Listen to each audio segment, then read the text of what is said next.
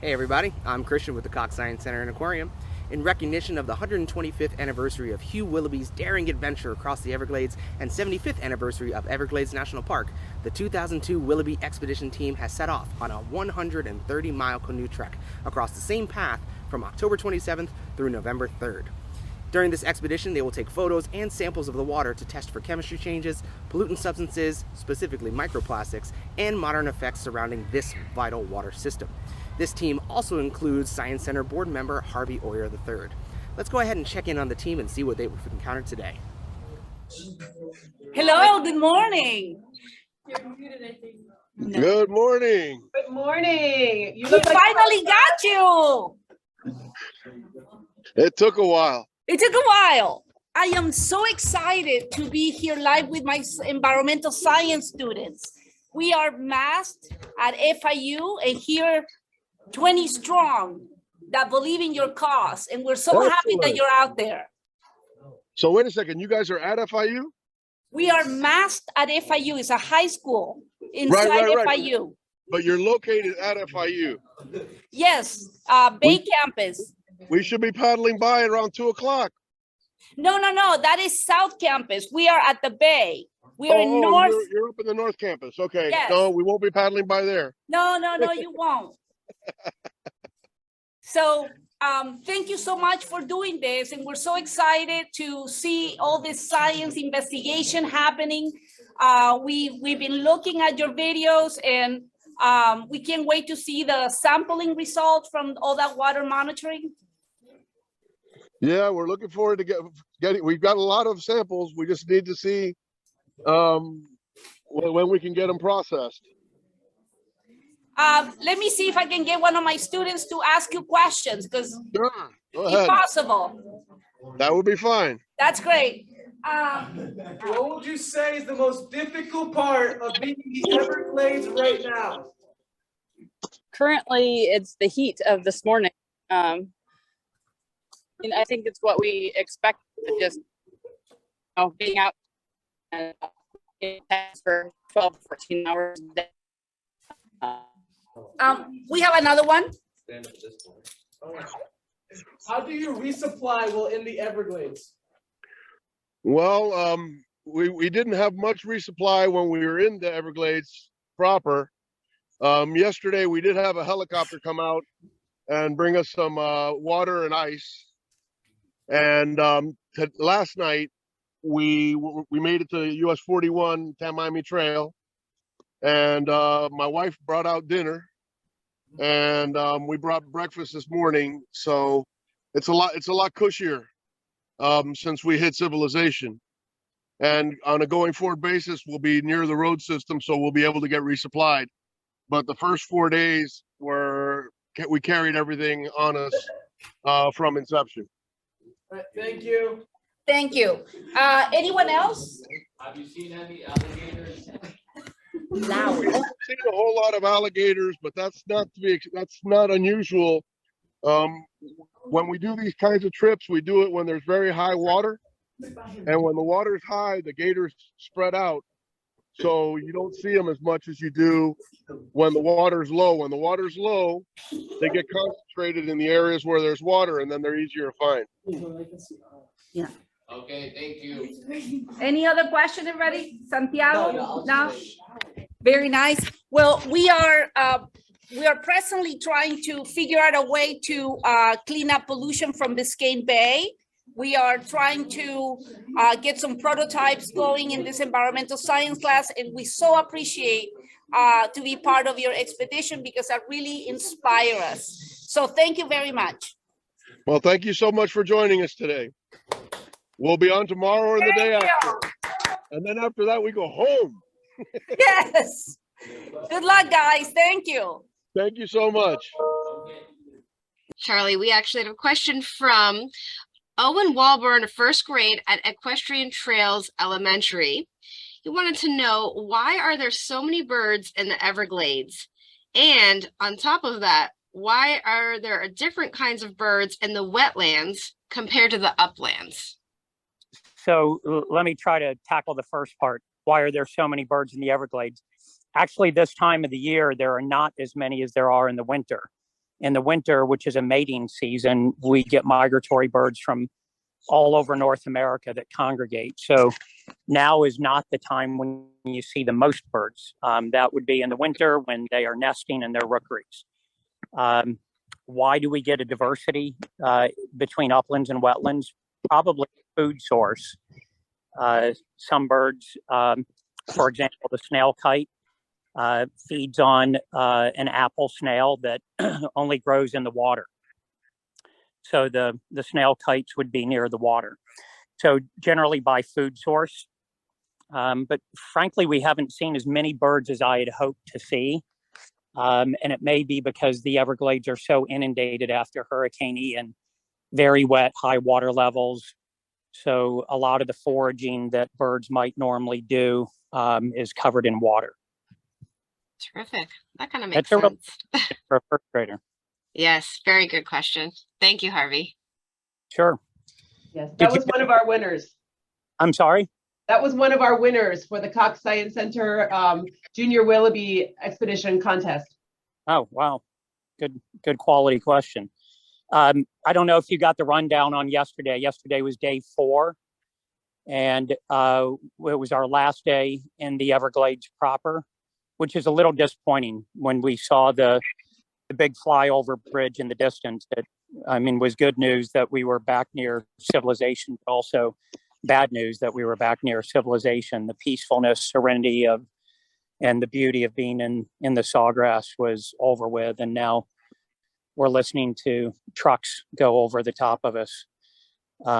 And, you know, that's part of the purpose of this trip, is to juxtapose the two ends of the Everglades ecosystem, the as yet largely unimpacted side where we started, all the way to the most impacted side as we head to downtown Miami. I do want to say that there were spots where Tracy had difficulty testing because, for example, the microplastics has a net that we drag on the side of the canoe, but there were, you know, not long stretches of clear water, either very patchy or it was filled with organic matter that would clog up the net. So also one thing we found interesting, you'd think that the bottom would be lots of organic black sediment that we could easily sample the sediment for PFAS and microplastics, but a lot of it is hard bottom or so thickly matted with sawgrass that we couldn't get sediment samples out of the bottom. So that was kind of surprising to Tracy and to me that we couldn't always do that. You know, going to what Harvey was saying about the impact of civilization, shall we call it, everything that we're going to paddle today and everything we're going to paddle tomorrow was part of the Everglades and was wetland in Willoughby's time. So we've got 2 entire days of paddling where we will be going over nothing but reclaimed lands. And that is an amazing thing. Today we've got about a 13-mile day. We're going to paddle about 8 miles till we get to our first floodgate. And we're going to have 6 floodgates that we have to carry the boats around, what we call a portage. And we will be dragging the boats around the floodgate, putting it back in, paddle another mile or 2, pull the boat out, put it back in, over and over. That's going to be the most challenging part of today's trip, and is going around the gates. And tonight we will be staying at Belen Jesuit, and then tomorrow we continue on all the way past the airport. And you know, it's hard to believe that as big as the airport is, it was a part of the Everglades not so long ago. Couple things that I want to add on to what Charlie said. Everglades used to be maybe triple the size that it is today. And at the turn of the 20th century, I think all Floridians wanted to drain the Everglades. They saw it as a giant swamp that served no economic purpose. They had no fundamental understanding of the role that it plays in our environment. So it's been a great deal of money, tens or hundreds of millions of dollars over several decades in the late 19th and early 20th century, draining and reclaiming approximately 2/3 of the Everglades and turning it into originally things like the Everglades agricultural area, which are very productive agricultural areas, and eventually entire cities. And only later in the 20th century, through the advocacy of people like Marjorie Stoneman Douglas, did we begin to better understand that these are the kidneys of Florida. It's not a giant stagnant swamp. It's moving water that is cleaning the water coming down Florida and into Florida Bay and the Florida Keys. And so now we're spending billions undoing what we spent millions doing a century ago.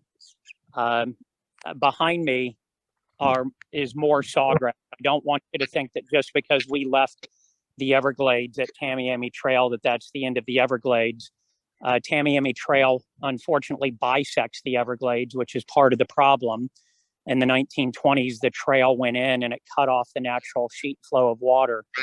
But what you see in the camera now is sawgrass that goes all the way up through Broward County, around Weston, and even into the southern reaches of Palm Beach County, if you know where the Arthur R. Marshall Loxahatchee Wildlife Refuge, and even goes up and touches the Wellington area. So it's not the end of the Everglades, it's just the end of our piece in the Everglades, because we are attempting to follow Willoughby's trail to the east. Claudia, you were asking where will we find the biggest concentration of microplastics? We don't know yet. Tracy has to get back to her lab to run the tests to see what samples had the highest concentrations, and we'll be putting out that information, probably in a few months once she's done with her testing. And Tracy, Claudia is asking what parameters are we testing for? Well, as far as chemicals, we're testing for PFAS, which are fluorinated compounds, like waterproofing chemicals that stay in the environment for a long time. We're also testing for pharmaceuticals, pesticides, and personal care products. And then some of those pharmaceuticals, like antibiotics, can cause antibiotic resistance. So there's a lab that's looking for antibiotic resistance in the water. We're also looking at eDNA, which will help us look at both invasive and endangered species to see kind of what's out here. And then we're doing water quality, where we're looking at phosphates, nitrites, and some of the other like minerals, metals that are in the water. By the way, yesterday when we were supplied with water and ice by helicopter, they also took away 30 or 40 water samples to get them refrigerated back in West Palm Beach so they didn't go bad. Some of these samples will go bad if not refrigerated, and we were about out of ice. So we now have new sample jars, and the first 3 days of samples, I hope, are sitting safely in a refrigerator in West Palm Beach. For 4 days was, by all appearances, a very healthy environment. We won't know the quality of the water until it's tested, but it looks, very unimpacted and clean. But for half a dozen balloons that we found in the Everglades that people released into the air, we didn't see any visible pollution, and we saw plenty of healthy environment. Thank you very much. And I think that the reason why my students are asking this is because we've been seeing a lot of that massive fish kill here in Biscayne Bay. And so we were wondering if that is actually going onto the Everglades as well. No fish kill that we saw. So we don't know what we'll see as these waters begin to intersect things like Biscayne Bay. But we were in a reasonably self-contained area. What we did see a lot of the first day was a lot of debris that we think was flushed down from Hurricane Ian. For example, the Harney River into the Gulf of Mexico was very dirty, filled with branches. The water churned up, very murky, which we're just assuming is still hurricane-y outcome 3 and 4 weeks later. That makes sense. Thank you very much for your answers. Sure.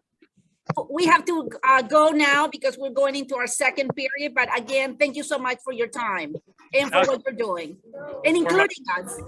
Say bye, everybody. Bye, guys. That's all for today. All right. Well, I think we'll be hitting the water then.